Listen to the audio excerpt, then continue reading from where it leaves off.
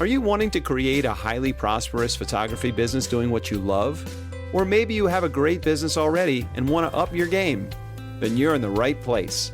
Master craftsman photographer Lucy Dumas and her guests are here to support you on your journey. Now here's your hostess and tour guide, Lucy. Hello, hello, hello. Thank you so much for tuning in again to The Profitable Photographer. As always, I'm Lucy Dumas, and I have an amazing guest for you today. If you are a regular podcast listener, you probably already know my guest. And before I tell you who this is, well, it's not a big secret if you're watching, but if you're listening, I'm going to keep it a secret for one sec. Anyway, I am very close to getting enough likes and what are they called? Subscribers on my YouTube channel to be able to customize my URL. So if you can go to The Profitable Photographer on YouTube and subscribe, an angel gets her wings. All right. So my guest is Booray Perry. And in the photography world, he's a professional photographer in Tampa, Florida. He specializes in weddings, headshots, bar mitzvahs, and portraits. Before he picked up a camera, he was a radio announcer and a comedian. And if you've been around Booray at all, you know the comedian part is alive and kicking, as well as that he has an amazing voice. In other areas of his life, he uses his photography knowledge and his ability to talk nonstop for hours to teach people worldwide about photography in a down-to-earth way. He has a reputation for taking complicated ideas and explaining them in a way that doesn't make your head explode. And you might also know him as the co-host of a popular podcast called Photobomb and his educational YouTube channel. So Booray, hello. Hey, I hate those things. I know. I hate introductions. I hate introductions because what really is bad about introductions is that you have to write them yourself. And I guess there are people who enjoy it, but there's nothing worse to me than having to sit down and write in a third person about how great I am. Yeah. You have to say, Booray Perry is so awesome. Be sure and say this. Oh my gosh, no. Yeah. But you have to do it. You have podcasts, or if you speak at a convention or whatever, you always have to write those introductions, and then you have to stand there and cringe while people say them. Yes. Oh, yeah. Sorry to put that cringe on there. And probably a lot of people that listen to you, or sorry, a lot of people listen to me, probably already listen to you, but if they don't, that's why I wanted you on this show, as well as I just wanted to talk to you one-on-one. Well, thank you. Thank you very much. I didn't write all of that, by the way. Lucy, most of that was her, Lucy. The last little part was me, but the first part was her about me being great and having a wonderful voice. That was all her. Yes, it was.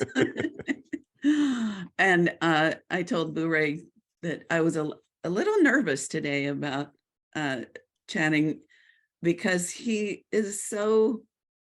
got so much going on, so much he shares. You think so? I think so. I don't think, sometimes I have what's it called? Imposter syndrome. Okay. Where no matter what you do, you're always like, I really shouldn't be doing this. And this happens with photographers all the time, but it happens in everything that you do.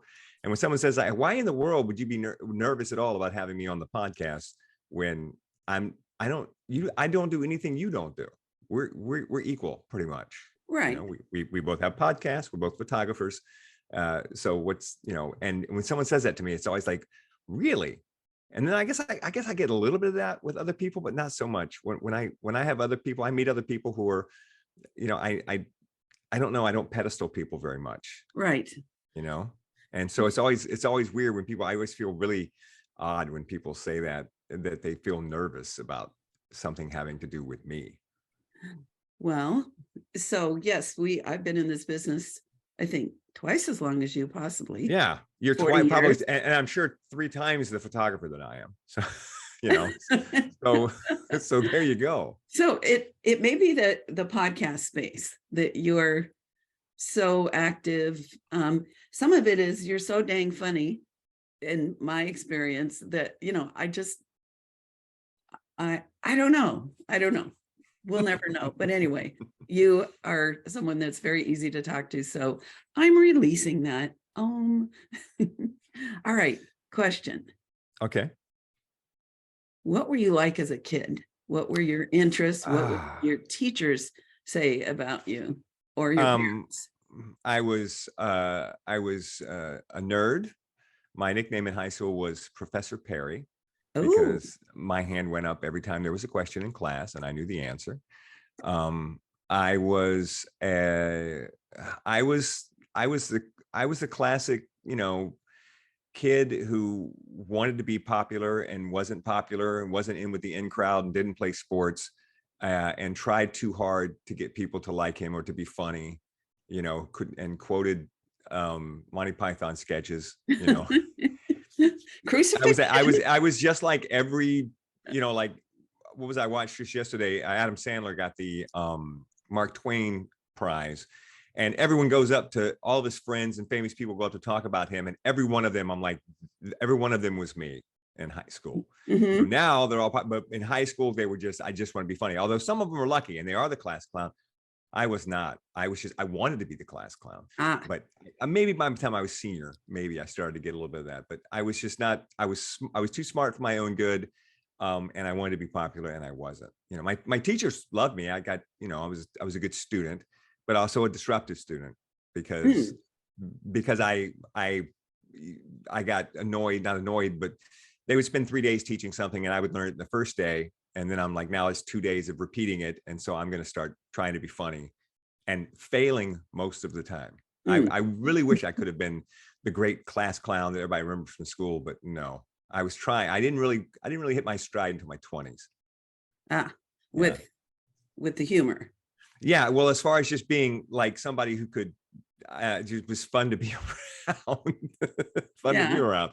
I was very late on everything. Like when I was a disc jockey, it wasn't until I was in my 40s and ending my career in radio that I actually felt like I was becoming a good disc jockey. Whereas I had worked with people throughout my career who were great DJs at 23, and they got it. And me, I was still acting like a 12-year-old trying to be something. And it wasn't until I grew into it in my 40s that I was like, oh, okay, now I get it.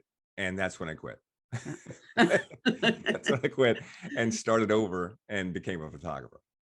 When I hit that peak with weddings, where like I had world domination in San Diego, and that's when I was like, yeah, I'm over this. Yeah. And are you a person who likes a new challenge? You don't want to just hit a stride and just, I've got my assembly line going now and I can just do this and be fine. Always learning. Right now I'm listening to the Podfest? There's a 3-day conference starting today.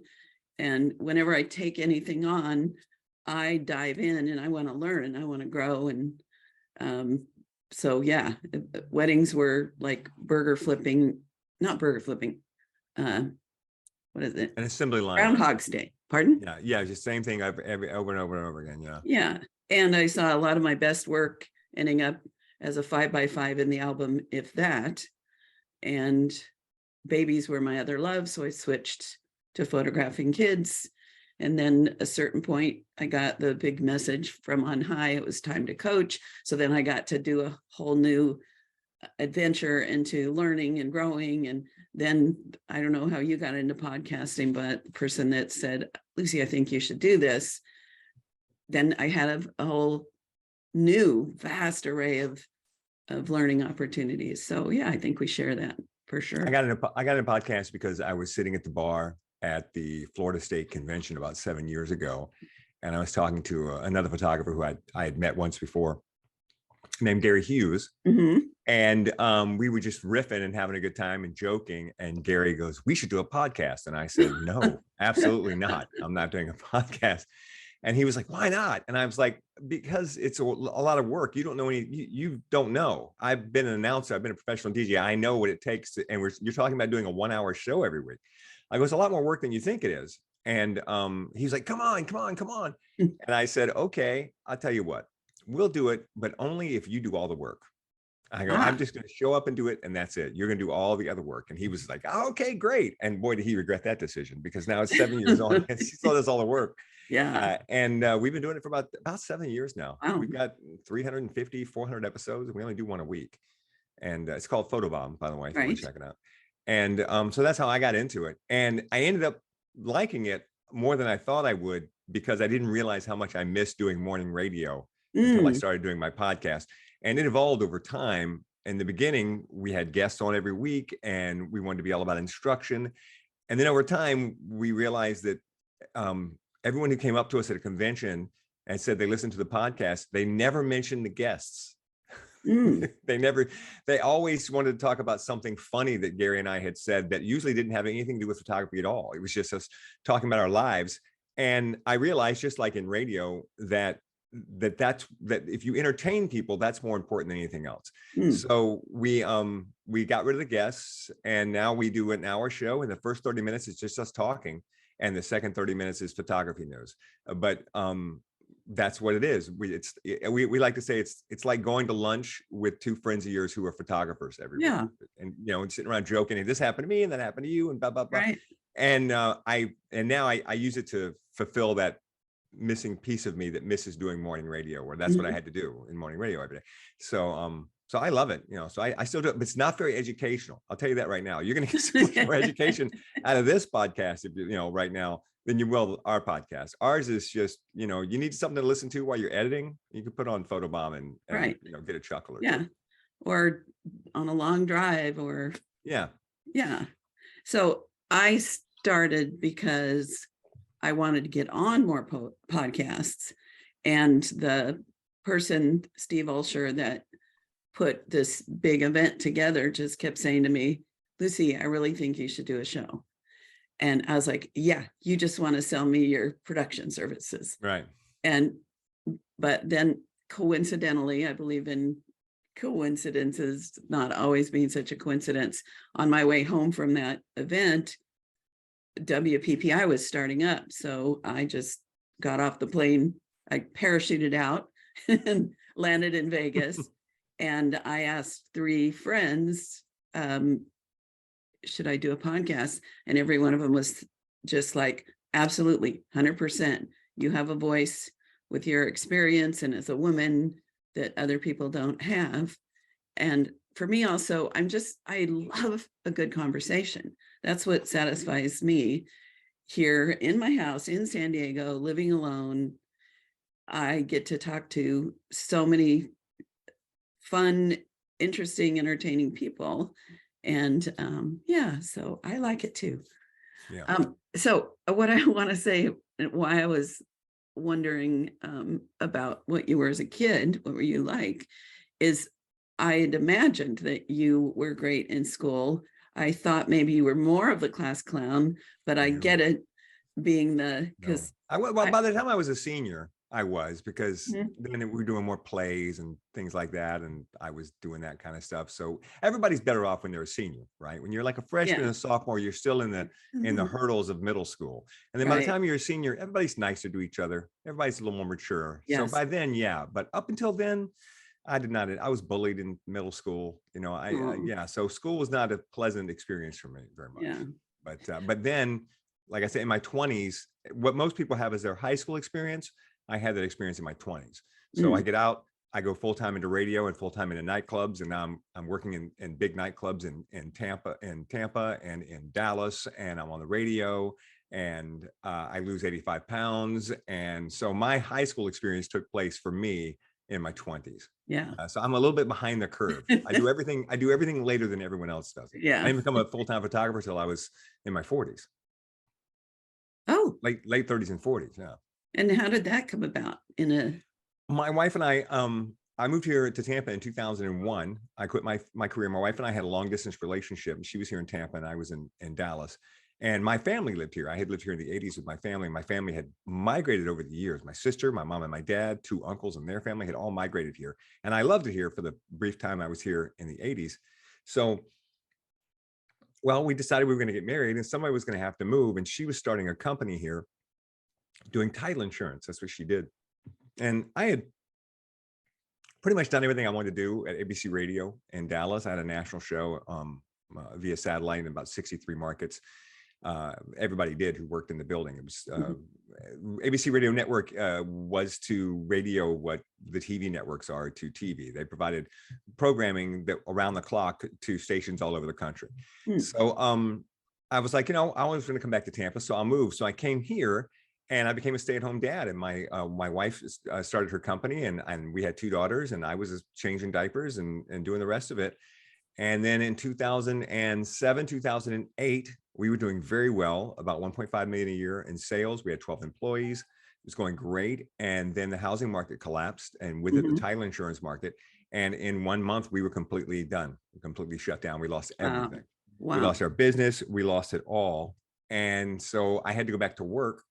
And I didn't want to go back to radio because it meant starting back at, the bottom of some local station, and it would take years to get up to a good position. And the only thing I'd ever loved besides that was a big hobby for me, was that I had been a yearbook photographer in high school. I had my own darkroom, and I had done all that. And I was like, okay, well, photography, I've always loved photography. So I threw myself into it 60 hours a week, learning everything I could, and launched Booray Perry Photography in, I guess that would have been 2008 or so. And then was off to the races. And within about a year was self-sustaining and making a living at it. And that's it. And from then it's been all fun and games, having a good time. Thank you for sharing that. I have an episode, probably goes back to the beginning of the COVIDs, about how things that look like disasters can actually be a turning point where everything kind of lines up in a better new way. And that sounds like your story. And mine was 82. There was a huge recession.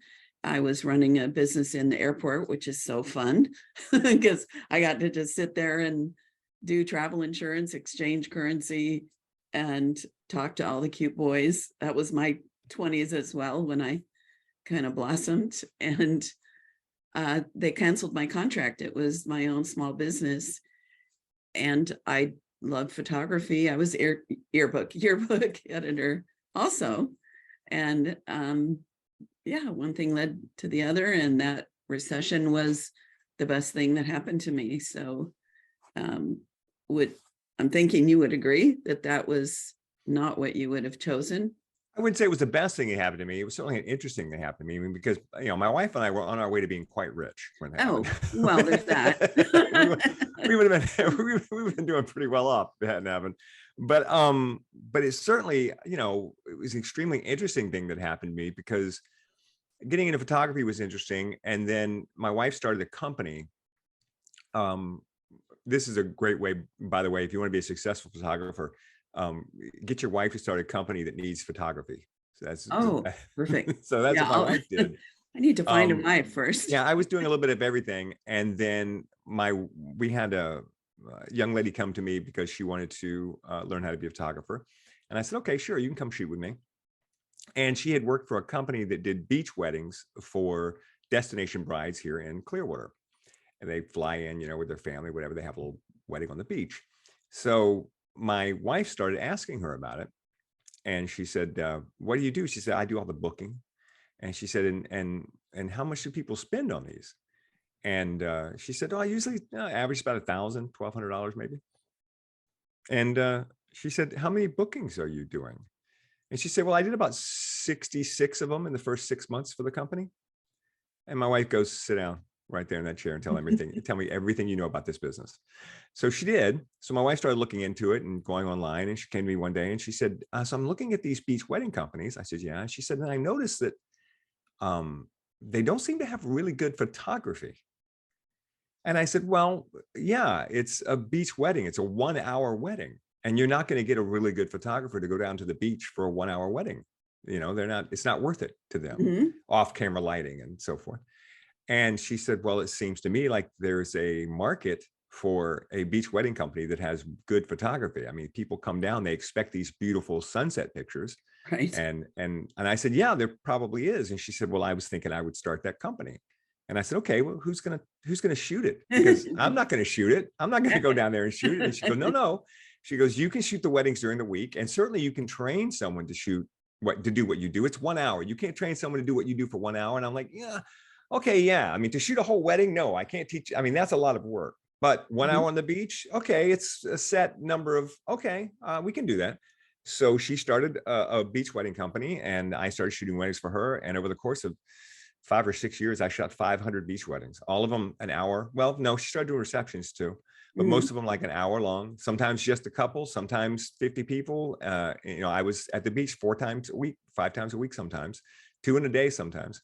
And it was great. And not only was it decent money, we made a good living at it, but it was such a wonderful experience. And now being in a situation where my wife and I were working together. We were in an office back to back at our computers all day, unless I was at the beach shooting or she was loading up things, and trips down to the beach to set up her setups and stuff so I could take pictures of them for marketing. And it was a really unique and fun experience to start a company together with your spouse. Yeah.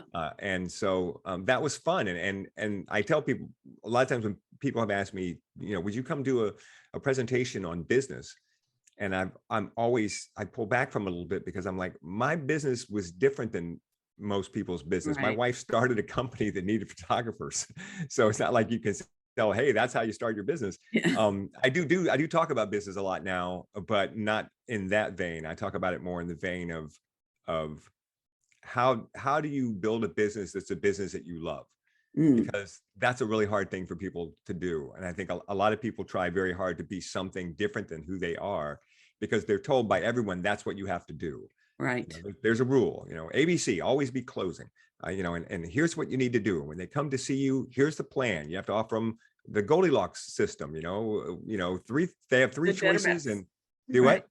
The good, better, best. Right. Good. Yeah. Right. The Goldilocks, usually the one in the middle is the one you want everybody to buy. Mhm. And all of those systems are great and they work, unless you're someone like me who just is stubborn and doesn't want to do it that way. And so that's what I did. And the business that I built, irrespective of my wife's business, because we don't have that business anymore. I do almost nothing the way you're supposed to do it. I don't, and yet I'm successful. Yeah. So it works.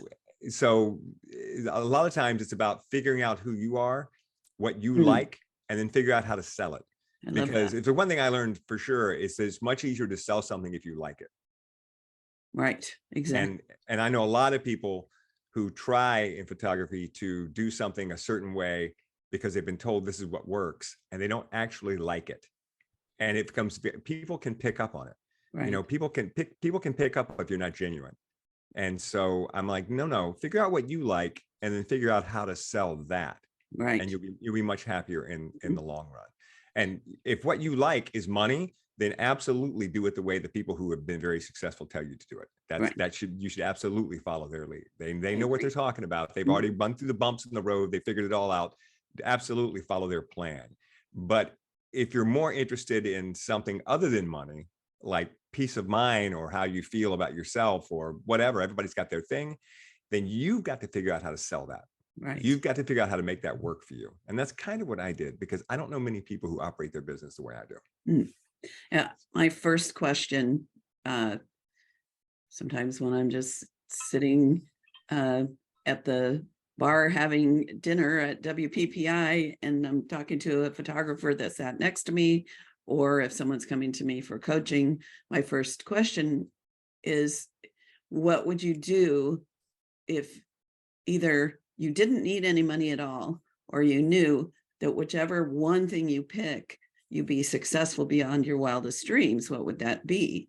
And usually I ask that if someone's like, well, I specialize in weddings, passports, food, on and on and on, to narrow that down to, but what do you love? So I appreciate what you're saying. I so agree with that.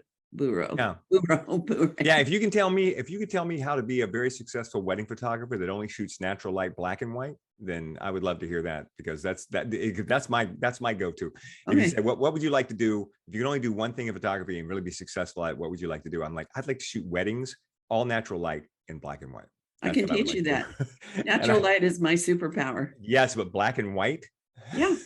Yeah. Yeah, that would be really hard to pull off a full-time career with. What I often say is that when I'm ready to stop shooting weddings, that's what I'm going to do. I'm going to be like, okay, I'm done shooting weddings. I'll shoot them, but only if I can shoot them in natural light, black and white. I won't get any clients, but if I ever get one, I'll be happy, because that's what I really love doing, is shooting in an older, natural light editorial style. Mm-hmm. Yeah, which is completely opposite of the way I shoot. I shoot bright color and off-camera lighting.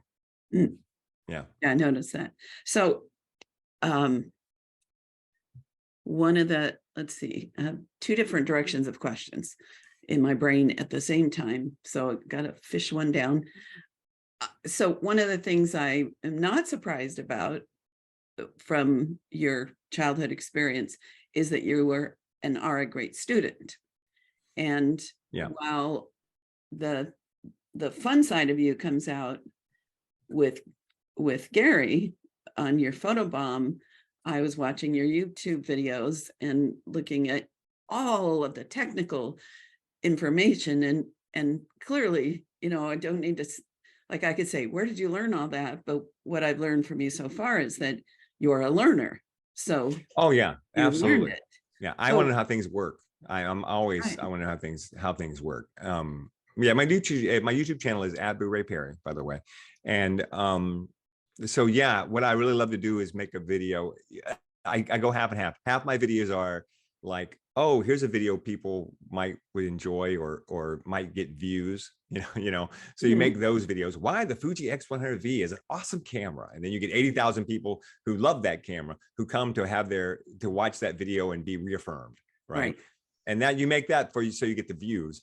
And then on the other side, there's the Booray Explains series that I'm doing, that gets like 500 views every time I make a video, but it's things like, what is the exposure triangle? What is the rule of thirds? What is the inverse square law? Things that I really believe that if you really understand the nuts and the bolts of photography, that you will be a better photographer. And I think a lot of people don't think that's true. They're like, it's just a tool, and if I can just figure out how to use it good enough to take the picture, then I'm golden. And I'm like, no, you're leaving a lot on the plate there. You really are, because there's so much more that it can do. Like, I can drive a race car, but I don't understand a race car the way a race car driver does, and I'm never going to beat him. Right. So understanding the nuts and the bolts, I'm fascinated by that. And as you know, you're always learning. Half the time I'll make a video just because it's something I didn't really understand. So I'll go look it up and learn about it, and then I'll make a video. Make a video about it. They say the best way to learn something is to teach it. Absolutely. Yeah. When I was editor of the yearbook, the teacher page, the entry to, here's all our teachers, there was a poem that starts with, each day I learn more than I teach. So even when I was 17, I was thinking those thoughts. So you kind of answered my question, which was, why do you think it's important for people to learn photography, to learn their equipment, to learn about lighting ratios? And no, I can tell you exactly why it's important. No, I've got so many programs I've given at WPPI and PPA and B&H in New York and all that kind of stuff, but they almost all have this little bit in them. And it is that I can usually tell within 5 minutes of meeting you, if you're trying to be a photographer, whether or not you're going to make it. And the thing that keys me into whether or not you're going to make it is confidence. You have to have confidence. You can't be a photographer who doesn't have confidence, because people are already nervous when they come to see you. They're nervous about having their picture taken, and you need to be confident. You need to be a person, they need to feel they're in good hands. And a lot of times you have to fake that confidence, fake it until you make it. But the thing I think that gives most people confidence is knowledge. Knowledge is confidence. So the more you understand what you're doing, the more at ease you are doing it, and the more that will then go to your clients, and your clients will see that. So that's where I get all of my, I'm not a great photographer, but where I get all of my confidence is in the knowledge that I know no matter what curveball you throw at me, I can figure it out because I'm a knowledgeable photographer. Right. I have a headshot session tomorrow, and they were like, yeah, it's 10 people. You're going to have 30 minutes and we don't have a room for you. And I'm like, okay. So I got to walk into this hotel and figure out some place to shoot 10 headshots and have them look good and professional. And I'm only going to have 30 minutes to do it. Let's go. I'm like, I'm ready for this. I will be able to figure it out. I'll get it. I know I'll get it. That level of confidence will do more towards pushing your career forward than almost anything that you can do. And so to me, that's why I think it's important for people to learn all this stuff. Knowledge is power. And also you can't lose it. It can't be taken away from you. You know, once you learn all of this stuff about photography that it takes to be a photographer, then you're a photographer for life. It doesn't matter what happens. 20 years from now, you haven't shot in years. Someone hands you a camera. All you have to say is, does this have a manual mode? Yeah. Okay. Exactly. I'm good to go. I'll put it in manual mode. I understand how this particular camera works, but if I can control the aperture and the shutter speed and the ISO, and there's a light meter in it, I'm good. Mm-hmm. I've got it. I understand bokeh. I understand, motion blur. I understand grain from ISO. I understand how they all work together. You're a photographer for life. And it's one of those great things. You know, once you're a photographer for life. It never goes away. I love that. I'm a photographer for life. I mean, I know that, but quotable quote.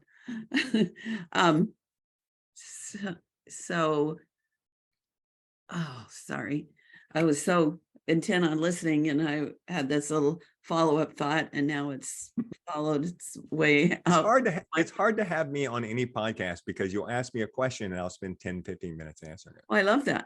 And I know. I'm surprised people, lazy podcasters would have me on all the time. Like, oh, thank God, Booray, I'll just ask him one question. I'll take a nap. He'll be done in an hour and the whole podcast is done. I know. That's just not my style. I love the conversation and, just that's sort of my niche. So what I was going to say is when people are debating, what is a professional photographer, my answer is, it kind of goes in line with what you just said, which is that you feel confident that when you take on an assignment, you can accomplish that. Yeah, that's great. And so why are you passionate? Like, why is this the niche that you teach? And maybe, again, you've already answered this, but maybe there's another nuance to it. Like, why do you care? So let me back up. Why do I teach? Why do I? You give so much to this industry. Oh, not that. There's teaching, there's being on PPA council, you show up and well, not anymore. I'm not on the council. I retired from the council 2 or 3 years ago because I wanted to give other people a chance. It used to be that it was hard to find. I think it was 9. We have 9 counselors from Florida. It used to be it was hard to find 9 counselors. I got nominated for the council. I didn't want to be on in the first place, and then I got someone put my name in without telling me. But I did 6 years on, and then when it was time for me to re-up, there were like 13 or 14 people who were trying to get on. And I looked at the list and there were like 5 or 6 people on that list who I had met who were newer photographers into the organizations here in Florida. And I was like, well, someone's got to get out of the way if these people are going to have a chance to have the experience that I had, so if you get in these positions that are limited and you just sit there forever, then you go, how come there's no new people who are joining? Because you got to get out of the way. You got to get out of the way and make room for them so they can have the experience. The reason you love everything about this experience is because you got to have the experience. You got to get out of the way and let them have the experience too. So I actually got off the council about 3 years ago. I've been on a lot of committees, and this year will be the first year that I haven't been on a committee at PPA. I was offered a committee and I said, no, let's let somebody else, give it a shot and get involved. Yeah. But, it's selfish reasons. A lot of it is selfish. I love to perform. There's nothing I love more. David Letterman famously said that the only time he's happy is the 1 hour a day that he was on doing his show. Oh. And there's a little bit of that in me. I mean, I'm happy most of the time, but what I really enjoy is walking on stage in front of 500 people and talking for an hour. Because during that time, and this is a deep dive, during that time, your brain has to turn off to all the other stuff that you normally have bouncing around in your brain about, I don't know, relationships with people and problems here and problems there and insecurity and depression and all the things that everybody deals with every day. When you're on stage, this is true of all stand-up comics too. When you're on stage, all that stuff has to be pushed out, and you have to focus on what you're doing in the moment.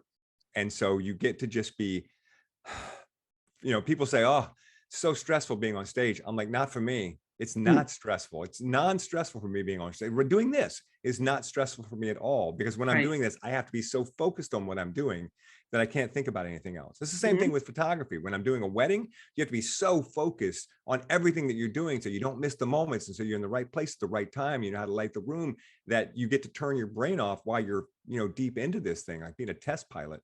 And that's why I do it, and then there's the rewards of afterwards. There's nothing more satisfying than going and giving a presentation somewhere. I'm speaking tonight via Zoom to a couple of camera clubs in New Jersey. And there's nothing more satisfying than doing a presentation on something. And then afterwards, someone comes up and says, I never really understood that until you explained it.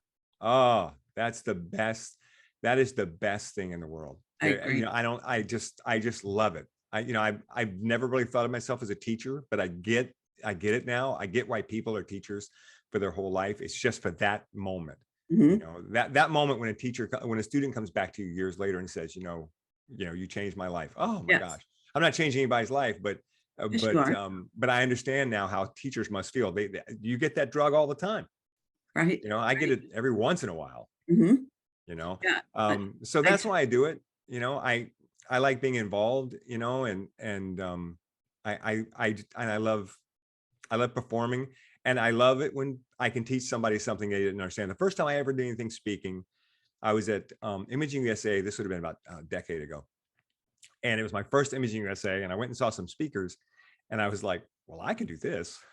I had never been to anything like that before. I'd never been to any sort of an industry conference. I didn't know what they were. And everybody's got one. You're a plumber, there's a conference for you. And I was like, oh, I can do this. So I started making notes. I just started making notes after notes after notes of what could I talk about and what could I do and so forth. It was like writing a comedy routine, and I'm trying to figure it all out. And then I was talking to a friend of mine and her boyfriend, and I don't know how it came up, but something came up about the inverse square law. And I explained it to him. And when I was done, he goes, that's what you should do. And I said, what? He goes, that right there, what you just did. I've never understood the inverse square law, and now I do. He goes, that's what you should be doing. And I was like, oh, okay, there's something. So now usually almost anything that I do, almost any presentation that I do, somewhere in there, I try to put a couple of concepts in that I know people struggle with, or like, I know I did. I mean, there's plenty of things that I was a professional photographer and there were things I didn't quite understand. I just pretended that I did. Yeah. And it was very comforting to me when someone finally explained it to me in a way that I could understand. And because again, now I'm like, okay, that's knowledge that I have now. Now I feel less of a fraud. Right. So my program, the thing I'm doing tonight for New Jersey, the program is called Flashes, Files, and Fast Glass. And it's just all about explaining concepts that photographers tend to not really understand. Like, like whenever you talk to a photographer who doesn't really understand DPI and PPI, you're like, oh, you need to understand the difference between pixels per inch and dots per inch. And you need to understand that DPI doesn't mean nearly what you think it means. Yeah. Have you ever had someone, Lucy, who like you're doing headshots or something? I don't know if you do that. And they'll come to you and they're like, okay, we need this headshot at, we need this headshot to be, full size, blah, blah, blah, at 300 DPI. And you're like, yeah, 300 DPI doesn't mean anything. Right. And, and this is a person who's in the business of doing graphic design, and they don't understand that 300 DPI is not a way of delivering something. That if you want to tell me you need to be 6,000 by 4,000, that's fine. But telling me you want to be 300 DPI, that could be anything from 6,000 by 4,000 to 3,000 by 100, 300 by 100. That's a one inch photo is 300 DPI if it's 300 dots wide. So that sort of stuff, that's kind of deep dive, but once you really understand it, it changes your understanding of digital photography. I just love that stuff. I really do. I didn't think I would, but the more I got into it, the more I liked it. And that exact thing baffled me for so long. Yeah, just one of those things. I kept asking people, explain it. And they're like, oh, 300. And I'm like, but what's the size? And sadly, your podcast didn't exist where you explained it exactly. I've got a video on my YouTube I channel noticed all that. about that. But once it clicked, yeah. and I was like, no, it's about the DPI. Saying that you want something at 300 DPI is like saying, I want a table that is 12 inches to the foot. Well, yeah, okay, 12, that's fine. 12 inches to the foot's fine, but how many feet do you want it to be? I want it to be 12 inches to the foot. Right. Yes, but I need to know how many feet the table needs to be. And that's what people don't understand about DPI. DPI is just about printing. People don't understand it. DPI is a throwback from printing. Printers tended to be 300 DPI. So if you were going to print something and it was going to be 10 inches wide and the printer was going to put 300 dots per inch, then if it was going to be 10 inches, that file needed to be 3,000 pixels per inch, 3,000 pixels total. If it was 3,000 pixels total, then that would print at 300 DPI as a 10-inch image. That's when DPI comes into play.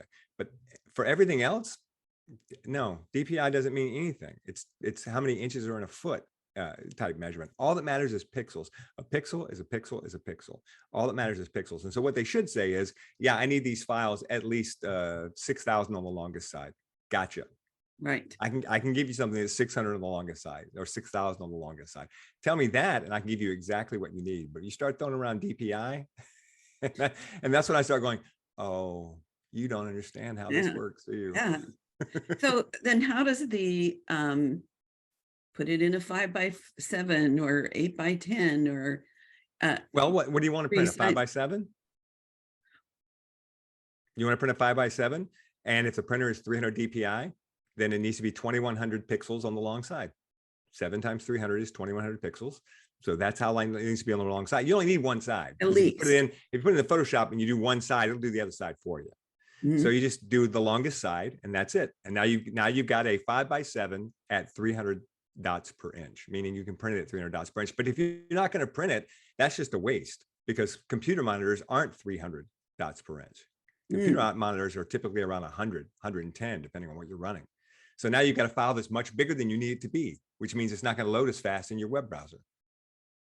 So now that's where digital has really made it harder for us. Is in the old days, all you had to do was worry about something being printed. Now, where's it going to be displayed and how's it going to be displayed? Right. You know, because is it going to be on a 4K monitor? Because now you're really upsizing because that's 4,000 dots, corner to corner. And if it's going to be full size, then you've got to have a picture that is 4,000 pixels in order to print full size on that monitor without it being stretched and you start to lose resolution. So it's not that hard, but it just seems hard. But once you understand it, the problem is that so many people don't really understand it that they let the DPI get in there and screw them up. Right. So I love how I ask you a little simple question. And there I am. The teacher in you, the person that loves to not only understand, but share. Yeah, I hate that about myself, though. It just starts going. Yeah, see, I hate that about myself because there's nothing more annoying than when you ask somebody what time it is and they tell you how to build a watch. That's just horrible.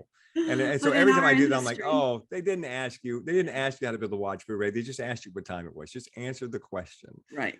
But it comes from there's two ways of doing it, though. There's some people who do it and it's a little bit, I'm smarter than you. I know this stuff. And then there's me, and it's not I'm smarter than you. It's I'm fascinated by this. This is interesting to me. Right. So I want to share with you. Oh, how cool this is. So I hope that that's what comes across when I absolutely is that it's I'm not trying to show you that I'm smarter than you are. I'm just like, this is really cool. Check this out. Yeah. This is how this works. Yeah. So where my mind goes is when I'm sitting next to somebody new and I say, oh, tell me about your business. And then what clicks in for me is trying to help them be more successful. Did you do this? What's your specialty? And pretty soon I'm in coaching mode. And people are like, oh, you just gave me a whole 1 hour private coaching. And because I love it, because I just get lit on fire, helping people succeed, even if I never know if any of it made any difference in their lives. It's like a play button. And I think I saw I tapped your play button, and that's my play button. Well, I'm definitely the worst about it. I mean, you ask anybody who knows me, I never shut up. Yeah. I spent a lifetime in radio. Dead air. I'm afraid to death of dead air. So the older I get, the more I try to slow down. And this is actually slow for me compared to how I used to be. I know. So I'm trying to slow down more and more and more, and just breathe, and there can be a pause. There can be some quiet time. That can happen. And but once I get going full guns, oh, I watched the thing yesterday. I was up in New York speaking. B&H Electronics has a conference up there every year, and I went up there and spoke. I guess it was January, February, and they put it online. And I watched it, and I'm just like, oh, the machine gun speed at which I am talking, because I am desperately trying to get in 3,000 things into the 1 hour that I have, the 50 minutes that I have to talk. It's horrible, but I can't help it. We got to be who we are. Yeah, I am, like Popeye said, I am what I am. I am what I am. Yeah. Yep. I thought I was going to ask you about bar mitzvahs, because it's an area. Oh, I love them. Okay. But it's an area I haven't really had in my almost 200th show. I think you're going to be 201. All right. I like that. Yeah. 201. We haven't talked much about bar mitzvahs. And since you just said, I love them. Yes. While I have you here, I'd love to know why. It's just some of the nuts and bolts, or what you think people need to know. Bar mitzvahs are the best kept secret in photography. I will go and speak and mention them, and then after I speak, someone will come up to me and they'll be like, "I do bar mitzvahs too," and it's like a secret club. You're like, yeah, right. And I'm like, yeah, right. Bar mitzvahs are awesome. So many things to love about a bar mitzvah. First of all, it's the same job that you do if you're shooting a wedding. You're shooting, except you're not shooting the ceremony, because you're not allowed to photograph a bar mitzvah ceremony. So you're doing formals and family pictures and stuff at the temple, and some so you're gonna go in on like a Thursday and do that kind of stuff, depending on the temple, on a Thursday, and you're gonna so you've got plenty of time to go in and take all the pictures. Nice little portrait session with the family and with the child. You get that done, and then on Saturday there's gonna be a party. And it's going to be 4 hours long, and there's going to be events during the party. There's going to be like a candle lighting ceremony that you're going to photograph that. And there's going to be the horror where they put the kid and his family up on the chair, you're going to photograph that. And the entrances, just like a wedding where they all come in, they get introduced by the DJ, and you're going to photograph that. And then you're going to go around, do table shots, and you're going to focus, and you're going to, shoot the people dancing. And the kids will be playing games during dinner. A lot of times the DJ is doing special games, and kids are playing that. So you're photographing Coke Pepsi, and Coke Pepsi's a big game that they play all the time. It's called Coke Pepsi, and so forth. And so it's just like photographing a wedding, really, except you don't have to pose people and make them all romantic and stuff like that. You just have to make them look fun and have a good time. And there's not a whole lot of posing, really. So in addition to it being like a wedding, so it's got the same skill set. If you can shoot a wedding, you can shoot a bar mitzvah. Okay. So then there's the money side. You're going to make as much money as you do in a wedding, and you might make more. Because unlike a wedding, in this case, the people who hire you are professionals in their 30s or 40s, or 50, or later, who have known that this party was coming for 13 years. Like they know it's coming. Every kid gets one. They're prepared. All of their relatives, all of their work associates, their friends from college are going to be there, plus a bunch of kids, and they want this party to be good. And they've got the money. They're ready to spend it. And what they're most interested in is professionalism. So unlike weddings, where a lot of times it can be, can you connect with the client, right? Can you, the client's got to like you. They've got to be like, oh, you're cool, and I'll like having you at my wedding, and blah, blah, blah. With a bar mitzvah, they're like, no. I want a professional. I want to pay you, and I want to know that you've got it all taken care of, and I don't have to worry about the photography anymore. They like that. That's what they're looking for. They don't have time to deal with this. It's no, give me the professional.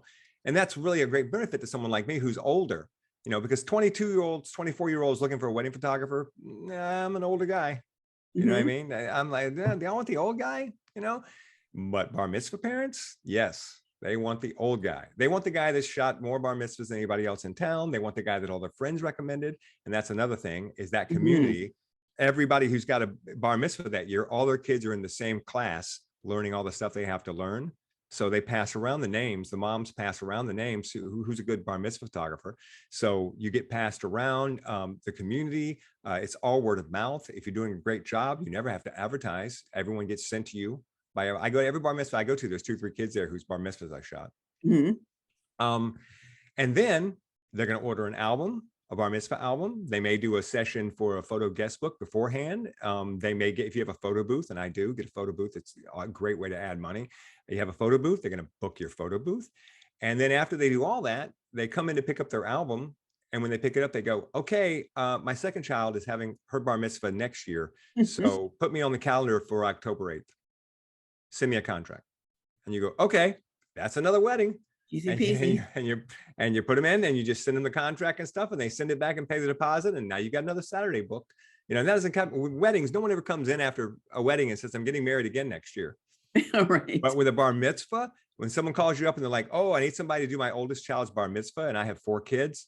You're like, that's 4 weddings right there. I'm gonna shoot every one of those kids. You do a good job and they're just gonna have you. It'll be the same DJ, the same photographer. They'll just bring everybody back time and time again. And just like any other business, you get people who are good at it and they get called a lot. So like in my case, there's a disc jockey locally who does more bar mitzvahs than any other DJ. And I recommend him and him alone. And he recommends me and me alone. So every other Saturday when I'm working a bar mitzvah, I walk in and there's John. Hey, John, how you doing? John and I know each other, you know, and John knows that during the hora, that when he puts the kid up in the chair, he doesn't let him bring the kid down till I give him a thumbs up to let him know I got the shot. We work together. He'll have them all come in for a big hug at the end of the night. Come everybody, big hug on the bar mitzvah. And they all come in for a big hug, and they'll go look up at the camera, because he'll know I'm hovering above with the camera shooting down on all these kids, and they're all looking up at the camera with the faces. It's a beautiful shot, you know, and that's because he's helping me out, because I'm sending him business and he's sending me business, and I love it. I would absolutely drop everything. I would drop everything if I could just do a bar mitzvah every Saturday. And that would be my sole business. Yeah, it's a great business. And I know so many people who don't even know they exist. I think about it. You have to have a good enough sized Jewish community in your town, right? In order to make a business out of it. But if you do, look into bar mitzvahs. So what do you think? Are there some Jewish people in Florida? Oh yeah, there's a few. 1 or 2. 1, 2. Just in Tampa, I work at about 4 or 5 temples on a regular basis. Yeah. That's just in Tampa. Yeah. And so, it's just great. The community's great. The people are great. And then a few years later, the kids need senior photos. Well, they know you. They call you. You know. And then weddings and weddings. And what I like about bar mitzvahs versus weddings is you're only dealing with one family. Yes. So the dynamics are easier. And one of the things I found difficult about my 12 years in weddings is every Saturday was a different cast. So unless they booked my DJ, my florist, my cake baker, my videographer, all those personalities coming together. And I think weddings attract strong personalities in general. Sure. So you got a bunch of alphas, and then the church may or may not have people that think we're the bad guy or we're the hero. Yeah, and we got a giant, beautiful Catholic cathedral here that has a church lady that is just, I mean, she just hates everybody who's in the room. Yeah. The most beautiful one in La Jolla used to have both the Monsignor and the organist was also the church lady, who's a man. But I actually learned a 4-point strategy for the people that are wake up in the morning trying to figure out how to make things harder for the photographer. Do you want to hear my strategy? I do, absolutely. All right. And this came from, I was sitting with a psychologist after the wedding that I hit it off with, and she'd noticed how difficult he was. And I was like, help me. I need tools. So number 1, stay out of his way as much as possible. If he's coming up the aisle beforehand, duck behind a post. Especially if he looks like he's looking for somebody to drop some of his, inner angst on. Number 2, just agree. I hear you. Got it. Yep. Got it. Number 3, look for the humor, because actually they can be amusing if you watch them without being connected to, like, this is making my life hard. And then number 4 is actually have compassion, because someone that needs to be this way in the world, there's something like being them is hard, in my opinion. And that has worked like a charm for decades now, is feel the kindness, see the humor, pretend to agree, and Right. not and be away from them as much as you can. When it comes to dealing with clergy, my rule has always been, I'm in your house and you're in charge. So Right. whatever you want, I do whatever you want. I tell my clients with bar mitzvahs, I'm like, when we get here early and we do all the stuff we need. Once the rabbi shows up, the rabbi's in charge. I Right. stop, and the rabbi does whatever the rabbi needs to do and wants to do, and we do whatever the rabbi wants us to do. And then after the rabbi's done, if there's anything left to do, we'll do it then. But when the rabbi's in the room, I don't take charge of anything. It's the rabbi's room. You want to be the one, like you said, you want to be the person that is never a problem for him. Right. I've got one temple here in particular that I've known that rabbi since he was the associate rabbi. And it's great because now, and as a photographer, this got to make you feel so good. Now, when they're doing the walkthrough and the whole family's there and he's doing the walkthrough, he says to them, the reason we're doing this is not really for the young lady who's doing the bat mitzvah. She knows her part. We're doing this for you people, so you can learn what you have to do during the ceremony. And we're also doing it so that Booray can get great pictures. I mean, he actually says my name. He knows me. He's like, and so when he's setting everybody here, you're going to walk here and you're going to do this, and I'm going to do a blessing. Did you get that, Booray? Yes, I did. Thank you, Rabbi Bernholtz. And it's like Rabbi Simon, Rabbi Bernholtz was the old one. And you're like, that's just a dream come true. You're like, Absolutely. now, I could work every Saturday in that temple. I would. Yeah. Yeah, it's wonderful. So yeah, the big secret in photography is how wonderful bar mitzvahs are. Right. Right. Well, thank you for that. So the clock on the wall says that's almost our time. Clock on the wall says that's all. So how do people get in touch if they have questions or they want to learn more or book you for teaching? If you want to find me, all you have to do is Google me, because I'm the only one in the world. Booray Perry, Booray. You just put Booray Perry into Google and you'll find everything. But my email is booray@boorayperry.com. You can find me on Instagram. Follow me on Instagram. My Instagram is not a bunch of photographs. It is some photographs, but it's also just, I put a lot of funny stuff up there, memes and stuff like that. So it's at Booray Perry on Instagram. My YouTube channel is at Booray Perry. So there, yeah, it's not hard to find me at all. All you have to do is punch Booray Perry into any search engine and I'll come up. I'll be the whole page. Is Booray on your birth certificate? Is it? It is not. Beauregard? No, it's nowhere near it. My actual name is Thomas Dwayne Perry. And everyone in my family goes by their middle name. And my sister's name is Dwana. And so when I was in high school, I was Dwayne Perry. And my sister's name was Dwana. Okay. And my father's name is Elvis. Yeah. And so I was Dwayne. And then when I got into radio, I had to have a radio name, and somebody, because I lived in Louisiana, and had lived in Louisiana, somebody gave me the nickname Booray, and maybe as a joke, and it stuck. And I've been Booray for 30 years now. So everyone, my mom is the only person who doesn't call me Booray. Even my sister calls me Booray. Dwayne the bathtub, I'm drowning. Yeah, Dwayne the bathtub, I'm drowning. So yeah, Dwayne is the name that I grew up with. Everybody calls me Dwayne, but I've been Booray for 30 years now. And my wife always says is the best thing I ever did was do that, because it's the best marketing tool I have. Because like I said, if you go looking for Booray, you're going to find him. Right. Absolutely. But if you went looking for Thomas Perry, my first name, there's like a famous author named Thomas Perry. Yeah. So it really turned out great for me. The bad side is that most people remember my name and I don't remember anyone's name. I mean, I don't remember anyone's name, because when I'm talking to you, this goes back to my radio experience. If you're talking to me, the only thing I'm listening to is anything you're giving me that I can follow up with, that I can ask another question about, or that I can keep the conversation going or be interesting or be funny. Your name is not helping me at all. So when you tell me your name, it goes right past me. I'm listening for, tell me something that I can now ask you a follow-up question, or tell me something I can make a riff on, or tell me something. It took me a long time to figure out why it was that I couldn't remember names. And then I realized, oh, it's because there's nothing valuable to me in that. Of course, there's something infinitely valuable in that people love it when you use their name. But I've had a lifetime of, if I interviewed somebody on the radio, I'm interviewing them and there's a card right in front of me that has their name on it. So I never had to try and remember their name. It was written in front of me. It was right there all the time. And it ruined me. And now I can't remember a name. Gary remembers everybody's name. And I can't remember my own children. I'll forget their names when I'm shooting.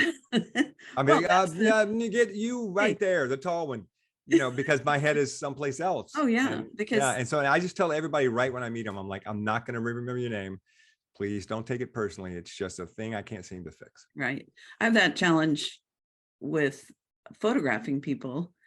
The same thing. I'm concentrating on connecting and communicating and the design and the lighting. And like, there's so much swirling in my head and in my physicality that a name is just sort of like, where? Yeah. There's just only so much space up there. Yeah.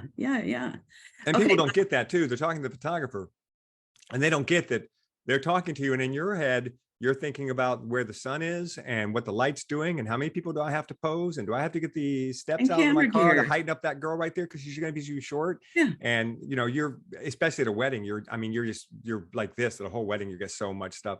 So yeah, I'm not going to remember your name. Yeah. And I run into people, and plus, you know how it is with conventions and speaking and all that. You meet so many people. Yeah. And there's just, I now, if you say to me, like I was on somebody else's podcast last week, and yep, gone. Don't remember his name. And I told him, I said, listen, next time you run into me someplace, I'm not going to remember your name. But if you just tell me I was the guy from North Carolina, you were on my podcast, then I'll be like, yes. And then I've got it all. I don't remember your name, but I remember everything about our interaction. Mm-hmm. I remember the whole story, but I will not remember your name because it simply is not important to what I'm doing in my head. And I wish I could fix it, but I just can't. I had a husband for a while who was great with names. And so when he would help me with a shoot, I'd be like, what's the dad's name? What's that name? That's my wife. My wife remembers everybody's name. And matter of fact, she's so good. And she knows, like, if we're at a party and someone walks up, hey, Booray, how's it going? Blah, blah, blah. And I'll go, hey, man, how you doing? My wife will immediately go, I'm Bobby. I'm his wife. And reach her hand out. Mm-hmm. And then because she knows he'll introduce himself to her. And then I've got it. I'm like, oh, that's right. This is John. Right. She saves me all the time.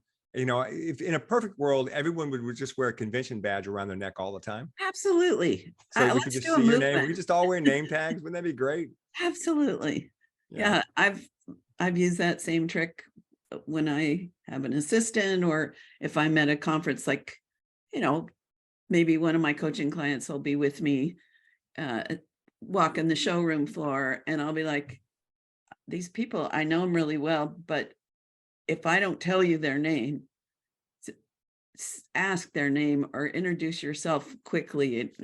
And my wife does it. My wife saves me all the time. Here's another trick I learned too from celebrities is when you, whenever you see somebody, always use a phrase, a greeting phrase that doesn't make it seem like you've met them before, but it has to be generic. So what I'll say a lot is, hey, good to see you. So if I say good to see you, it could be that I just met you, or it could be that I know you. It could be either way. Okay. So I'll say, hey, good to see you, because I don't remember if I know you or not. Uh-huh. I don't always use it for that reason, but that's why I'll say it, because there's one you're not supposed to say, which is, oh, nice to meet you. Don't say nice to meet you. Someone comes up and goes, hi, and you go, oh, hey, nice to meet you. And then they go, we've actually met before. Yeah. And you're like, oh, I never say nice to meet you. I always say good to see you. I'm not going to tell you who it is, but there's somebody in our industry that I've met over 30, 40 years, dozens and dozens of times, right. Partied with them at conventions, all kinds of things. And anytime I encounter him and say hello, he doesn't remember that he's met me. And so I'm going to let him off the hook now, because maybe he does, but he can't place it. Well, see, that's the thing is that I let everybody off the hook. So what happens to me a lot is I'll meet somebody out for a second or third time or something, and I'll know, especially if I'll know they're in the industry, they're a big speaker or something, and I'll say, hey, Lindsay, Lindsay Adler.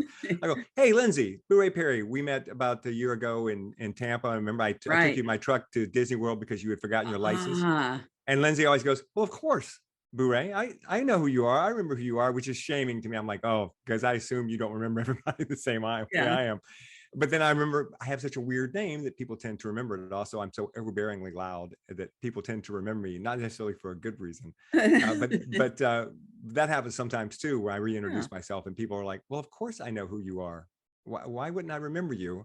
Like they're insulted. And I'm like, I'm just because I assume you meet so many people. That's all. Yeah. But I had someone, a friend of mine, Carol, and Carol was around me a lot. And then when I got my master of photography degree, she was one of the people who came to the ceremony and wore a special shirt with my name on it. Some people, which I absolutely didn't want them to do, but Gary put them up to it. Because Gary enjoyed embarrassing me.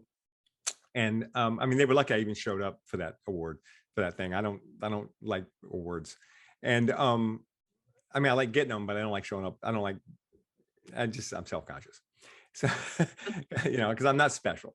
And so she did all that. And I still didn't remember her name. And she was mad, rightfully so. She was annoyed. She was like, I cannot believe that he doesn't remember my name. But once she confronted me on it, I remember it now. Yeah. And you said, Carol. I'll remember it forever, because I had another friend of mine who came up to me at a party with a beer and she handed me a beer and she goes, what's my name? And I was like, I'm like, she goes, you don't know it, do you? I'm like, no, I don't. And she goes, that's really bad. What's your mother's name? I'm like, oh my God, your name is Dawn. My mother and my daughter both have Dawn. I'm like, and I don't remember. And they would just tell you all you need to know about me and names. I can't remember your name and you have my mother's name. Right. But now, because she did that to me, I'll remember it forever. Yes. So I think there has to be some twist that makes me remember it. Well, I'm Lucy in the sky. So when you see me, you can Lucy with an I. Lucy with an I. Lucy. I changed it when I was 12 because I hated my name, Lucy, Lucy. It just felt old fashioned and heavy. And then I read Little Women and one of the characters changed the spelling of her name. And I was like, you can do that? Yeah. And so I played with the I and I was like, oh, that feels like me.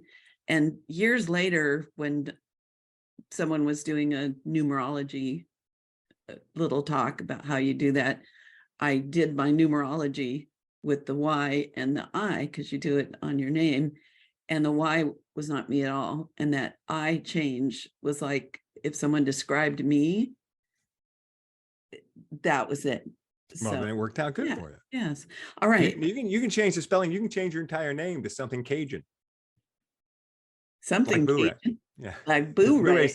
Booray's a Cajun name. So yeah, you can do whatever you want. That makes sense. Be who you want to be. Be who you want to be. Absolutely. I kept Dumas from my first husband because Lucy Dumas is such a great professional name. Count of Monte Cristo. And he's like, no, you should go back to your other name. And I'm like, nope, you can't make me.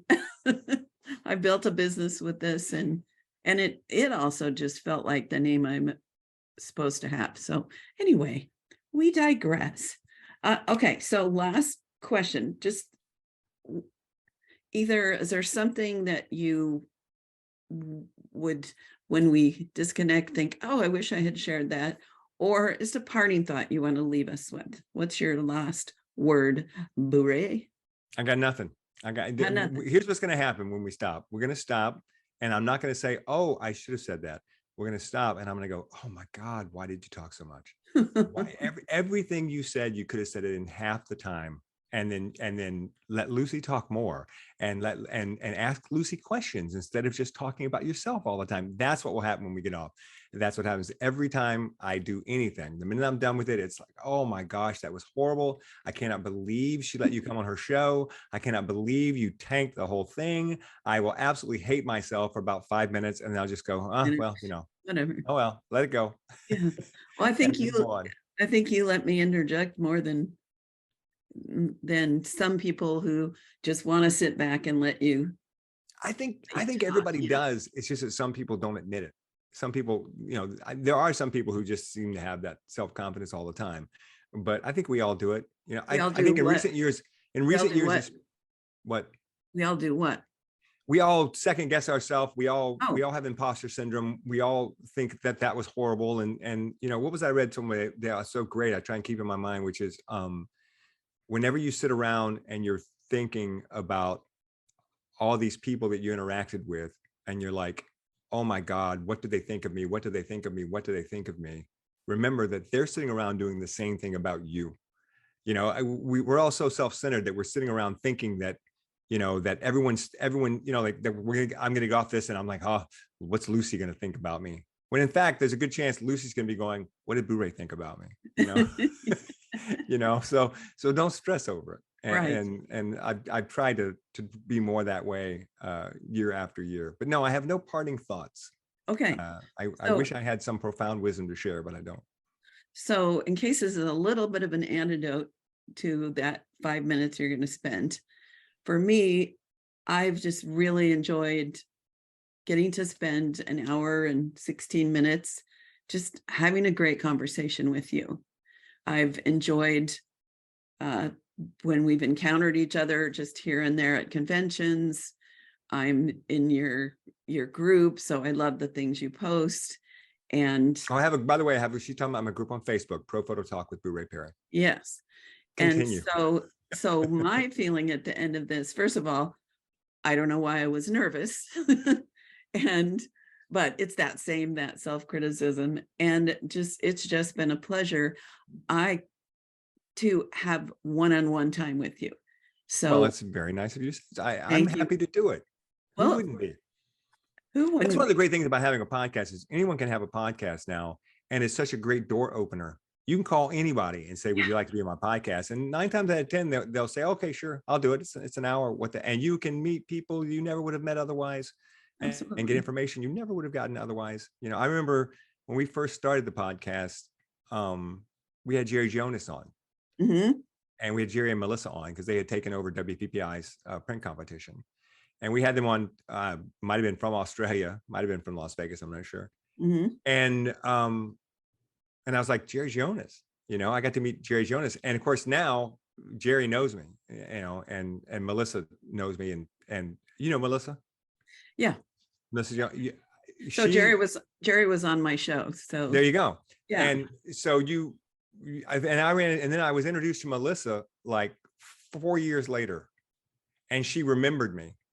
She was like, oh, I've always wanted to meet you in person. It's so nice to meet you. And I was just like, oh, you're such a better person than I am. So much better person than I am. Yeah. One of the great things about doing stuff like this is, that's what I would encourage anyone. That's my final thoughts. Is that anything you want to do in photography, not just as a photographer, but as a speaker or presenter or getting involved in the community or getting involved at the national level, it is all wide open to you.